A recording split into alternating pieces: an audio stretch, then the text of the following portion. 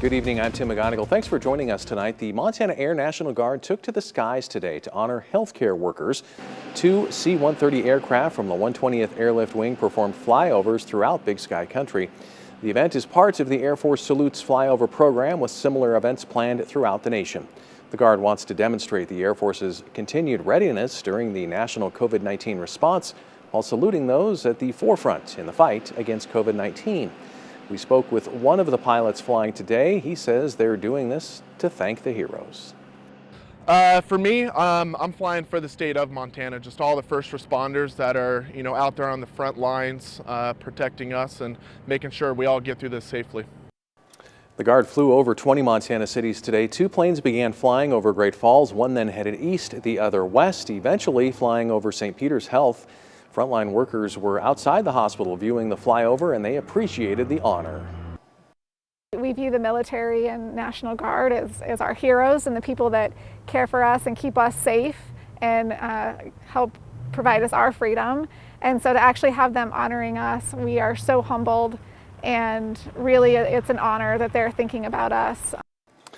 According to the National Guard's Facebook page, the flyovers are done with no added cost to taxpayers and serve as training for the pilots. While Montana's confirmed number of coronavirus cases continues to hold steady at 456, Lewis and Clark has 2 active cases, Cascade County has 3, Toole County has the most active cases in the state at 7. Now you may notice Fergus County is no longer highlighted on the map. The DPHHS says after a public health investigation, a case thought to be from Fergus County is not a Montana resident, and the person hasn't been in Montana for nearly a year, so that case has been removed from the state count. Well, it's hard to stay healthy and safe without a roof over your head. We continue to highlight ways for you to rebound from the coronavirus pandemic. MTN's Keely Van Mittendorp shows us how the housing market looks for potential buyers. While hundreds of thousands of businesses were forced to shut their doors nationwide, some industries, including real estate, have remained open as buyers look to put a roof over their heads. We are essential because everything in real estate's time sensitive. Even though agencies are allowed to operate, some, including Century 21 Northwest Realty Montana, took extra precaution. Travis Manis says they closed their lobby to the public back in March, and agents worked from home. It was a little bit business as usual, and we kind of felt like that wasn't putting public safety first. The office reopened its doors on Monday, but best safety practices are still prioritized. If you're going to have a client, ask what their expectations are. Maybe put a sign on the door that says, please wear gloves, use hand sanitizer. Some realtors have always used technology to stay connected to clients. So I've done the virtual tours on all my listings from day one. And believe video tours have been key over the past few months. I've seen views go up and trend to go up. Realtors from both agencies say sales have been steady through the pandemic. Seen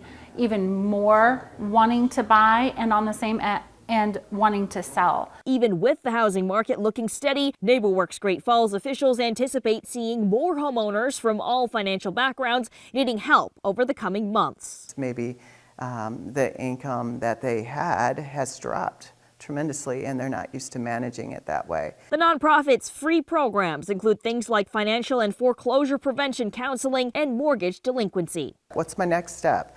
They don't have an understanding of how to handle that, and they just need a support system. MTN also reached out to Man Mortgage in Great Falls. Leaders there say they're seeing low interest rates and believe now is still a good time to invest. In Great Falls, Keely Van Mittendorp, MTN News. The Great Falls Association of Realtors told MTN the housing market here had a record-setting year in 2019. That was due to low interest rates and the number of houses for sale. The association says new listings in Great Falls have decreased this year, keeping a seller's market with benefits for buyers as well as with interest rates remaining low. Our Storm Tracker weather team is tracking a spring storm heading our way, set to bring both rain and even some snow. Brandon Michaels joins us now. Brandon, you're tracking some of that already. Yeah, we had some rain start up earlier this afternoon, and some of us are actually currently seeing some of those rain showers, even some thunderstorms. So let's take a look at the Doppler network to kind of set the scene here. We're looking at the heaviest rain kind of centered right around Cascade County right now, extending into Teton County and parts of Judith Basin and Marr County as well. We're going to kind of zoom in on that storm system that's moving just east of Great Falls. So the Belt area probably getting into some heavier rain, or at least just east of Belt, kind of right on the border of Judith Basin, Cascade, and Choteau County. Another little cell has popped up too. So we're going to continue to see these briefly heavy showers popping up into the evening hours before some heavier rain bands set up. Definitely looking at some wet pavement in Great Falls right now, even though not a ton of rain actively falling. A little cooler at 53 degrees, a little on the breezy side with that west wind at 15. We've got some wet pavement in Helena as well. You can see the camera shaking a little bit as the winds are a little bit strong, actually gusting to 43 miles per hour at last check. Chilly in Helena, 45 degrees. Did see some rain there earlier as well. As we head into the evening, though, more rain and again, even some snow expected. We'll break that all down later in the show. All right, thanks a lot, Brandon. Well, Great Falls Public Schools are celebrating success. For just the third time in a dozen years, voters approved an operational levy. The elementary levy will give the school district $1.75 million, which will go to teacher salaries and updates to school programs. Superintendent Tom Moore explained how they're grateful for the extra funding. Although we are anxious to have the uncertainty settled,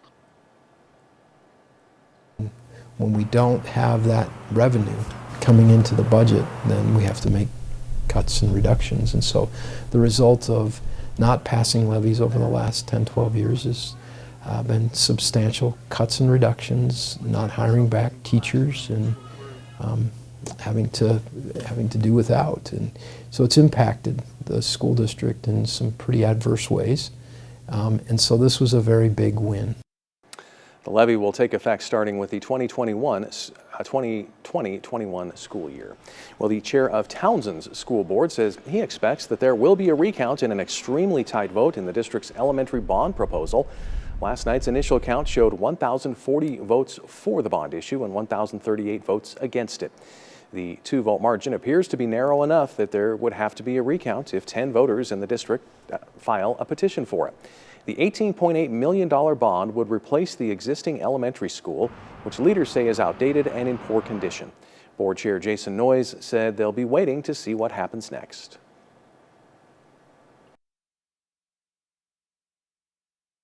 we are anxious to have the uncertainty settled. We remain optimistic that the original count will stand. We trust that the county election officials were diligent in their protocol and that any subsequent recount will yield the same result. A petition for a recount must come within 5 days of the official canvass of votes.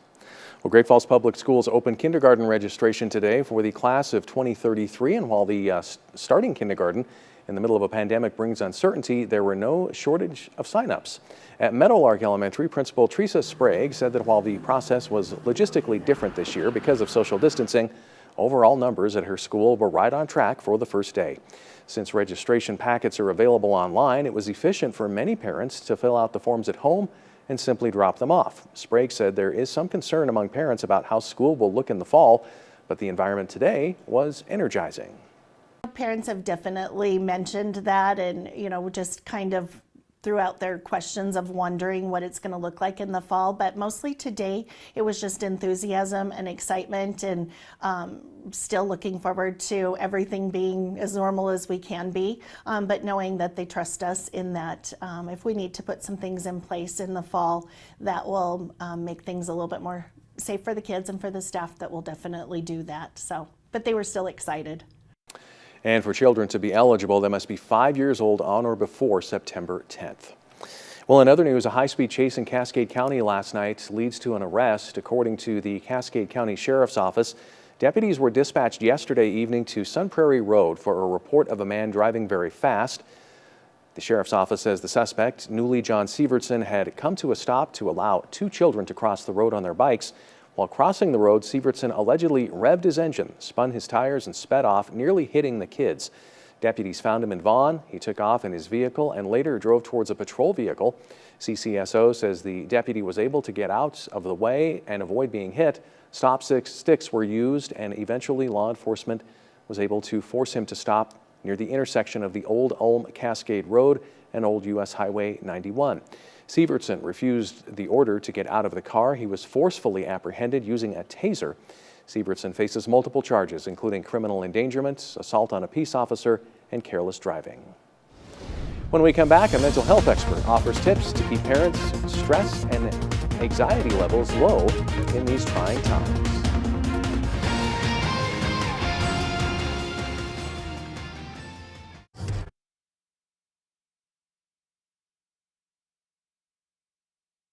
Powered by the Montana Television Network. The 5:30 news continues on Montana's News Leader. Welcome back. The COVID-19 pandemic has already proven to be a defining moment in history. The Montana Historical Society is working to make sure Montana's stories are preserved for the records. On the Historical Society's website, there are 2 surveys aimed at capturing the Montana perspective, one for adults, the other for students. People are able to share written stories or submit photos, videos, poems, and other artwork when taking the survey. The Historical Society is hoping people share both the positives and the frustrations and heartache of living during the pandemic. State Archivist Jody Foley says what is collected will be a huge benefit to future historians and Montanans. And that's very much what we were trying to do, is to gather that sort of raw data and get it at a time when it's fresh in people's minds and they have a sense of really how they feel. People are asked to fill out the survey now and then again in a few months to reflect on the changes in their lives.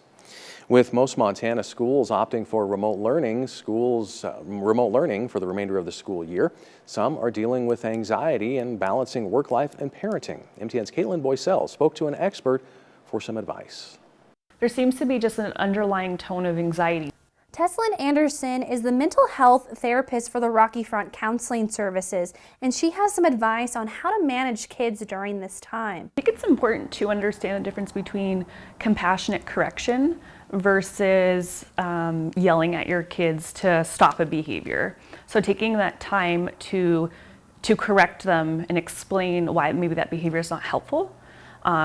But still understand that kids are learning, their brains are still developing, and that just because you tell them to stop something once doesn't mean they're going to do it right away. But she also understands that what parents are dealing with is hard. It's difficult because, parents they're working at home as well. And I think there's kind of this expectation that the kids are going to take care of themselves, that they're going to solve problems by themselves. And some kids aren't able to do that. And again, it goes back to that compassionate correction. So understanding the root of the argument. Where's the kid coming from? Try to understand their point of view. Anxiety shows up in different ways for different people. And anxiety comes in many different ways. For young boys, it can be kind of aggressive. For girls, it can be kind of internal. Every child's different. The procrastination is definitely huge. So if you have avoidance of some sort, typically that means that there's an underlying reason, to why the child doesn't want to do something. One parent I spoke with, Kara Furman, has a child who has autism. She's been dealing with being inside, and it presents challenges to their daily routine. So having a child with autism is lots of routines, lots of rigid thinking, concrete thinking, lots of black and white. So might not understand subtleties, might not understand social cues, might not be wanting to be social. And her child has been missing school and the routine he needs. Just the big change in staying home. My kiddo really enjoys school, so he's missing that quite a bit. He's missing his teachers, he's missing his friends, and it's a big change to have to sit down at the kitchen table and do schoolwork. That's not what he thinks of when it's time to do schoolwork. She, like many parents, have had to make changes to make it work. For me, being a parent and having to do schoolwork with my son, it's been very difficult, and I've learned that I am not a teacher. Carl also says that you can't take care of someone else if you're not taking care of yourself. Self-care, take some time for yourself. You can't take care of a kiddo if you're not in a good place. So just remembering that you might need those breaks just as much as they do. Reporting in Great Falls, Caitlin Boycell, MTN News. Well, we're tracking some thunderstorms, some showers right now. Also starting to see some snow on the Doppler network. We'll break this all down after the break. Thanks. Now, here's your Storm Tracker weather forecast with meteorologist Brandon Michaels. Well, we have had some thunderstorms develop this evening, currently tracking a couple of those. Mainly Cascade County, Judith Basin County, and now pushing up into Choteau counties where we're seeing most of that activity. Nothing severe, nothing really all that strong, but some rumbles of thunder definitely possible. And you can see a good amount of rain on the Doppler network here. So some heavier rains, a nice soaking rain, and even seeing some blue down toward the Kings Hill Pass area. Just took a look at the Showdown webcams, and they've actually got some snow falling at the top of the hill there. So we do already have some mountain snow falling. We're going to continue to see that through the evening, and there's plenty of moisture, as you can see, to move in. So we're going to continue to see showers for quite some time. Leading edge of this moisture, very, very light. I'm not sure if any of this is actually even hitting the ground, stretching up toward Havre. The bulk of it, again, is around the Great Falls area right now, but the heaviest rain is probably going to be setting up just to the north and east of Great Falls as we head through the evening. Future track at this point going a little bit heavy with those showers and thunderstorms, but it's got the shape of the precipitation down right. As we head into the evening hours, we do see that to the north and east of Great Falls. That's where we're going to see the heaviest rain setting up. Probably not too much more left to fall down toward the Helena area. Continue to see that pattern as we head into the overnight hours. We start to see that blue spread a little bit more, though. We do get the chance for at least some for some of that snow to make it down to the lower elevations. Even places like Great Falls, you can't rule out a snowflake. Same with Helena and Lewistown. I really don't think we're going to be seeing accumulating snow, though. That's going to be mainly at the higher elevations, and we'll talk about that shortly. Some clearing out as we head toward tomorrow afternoon, but then a little bit of redevelopment, just one or two little spotty showers or thunderstorms popping up into the afternoon hours. So kind of a long-lived rain event. We are going to see a decent amount of precipitation from this. This is the additional precipitation. Just one model estimate here is all you're looking at, but it definitely shows that heaviest rain. Pretty good agreement to the north and east of Great Falls. Some spots there could get an inch of rain, even slightly more. Places like Havre and Lewistown have that potential, although I think most of us will stay about at that inch or under inch mark. And again, not too much more to fall here in Helena. We do have that snow to talk about. Again, it's already snowing along parts of the Divide and parts of the Little Belts. Could see as high as 10 inches of snow. Some of the higher peaks in the Little Belts and up to 4 inches along the Northern Divide. So that's why we've got that winter weather advisory. Could get pretty slippery already on Kings Hill Pass and even over Marias Pass tonight and tomorrow morning. Getting fairly chilly temperature-wise. You can see places like Lewistown, Geyser, White Sulphur right around the freezing point. Most of us are going to stay above freezing, but again, one or two snowflakes mixing in will be possible. More mild conditions expected off to the northeast. Temperature forecast through the day tomorrow, not all that warm. 55 by the time we get to about 4 p.m. in general. Quite a bit cooler than it has been. We'll see high temperatures at the warmest in the 60s for places like Havre and Haarlem and also Glasgow. They'll top out at about 65 degrees. Winds not hugely strong tomorrow. Some spots, though, a little breezier through the day, especially toward Lewistown, where winds could gust up to about 30 miles per hour. 7-day forecast, couple of rain showers popping up for us again in the afternoon tomorrow, and even a couple of showers redeveloping Friday. Nice and sunny for Saturday. Partly cloudy skies for Sunday, so the weekend looks nice, just a little on the cool side. And we are looking at some additional rain chances as we close out the forecasts here toward the middle of next week. Cloudy skies tomorrow in Helena. One or two showers definitely not out of the question both tomorrow afternoon and Friday afternoon before we clear out nicely for Saturday. Partly cloudy skies again on Sunday, and then some additional chances for rain for Tuesday and Wednesday. Tim? Thanks, Brandon. Coming up, another popular summertime staple has fallen victim to COVID-19 concerns. Find out which rodeo you can cross off the calendar when the news continues.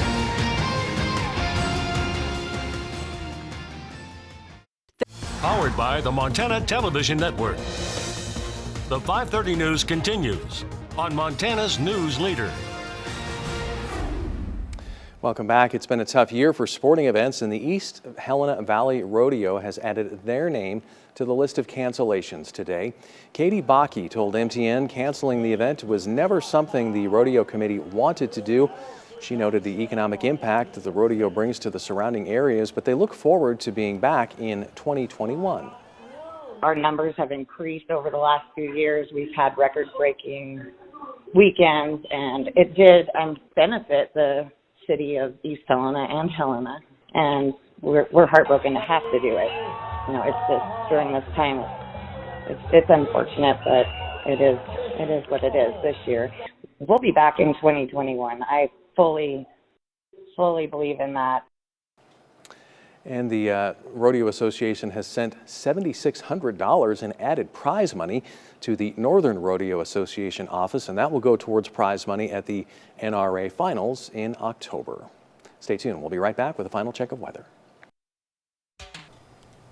Welcome back. Still tracking quite a bit of rain here this evening. A thunderstorm starting to die down a little bit as they travel to the east of Great Falls, but still plenty of rain falling and even some snow falling in the mountains. We'll kind of zoom out and give you a bigger picture look here. Not too much down toward Helena. Most of the activity is kind of centered right around Great Falls at this time.